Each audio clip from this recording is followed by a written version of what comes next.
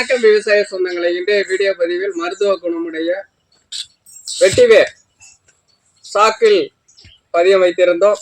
தற்போது வளர்ந்து வரக்கூடிய அந்த காட்சி பதிவுகளை தற்போது பார்ப்பதற்கு முன்னர் நமது விவசாய களஞ்சியம் யூடியூப் சேனலை லைக் பண்ணுங்க, ஷேர் பண்ணுங்க, கமெண்ட் பண்ணுங்க நண்பர்களே.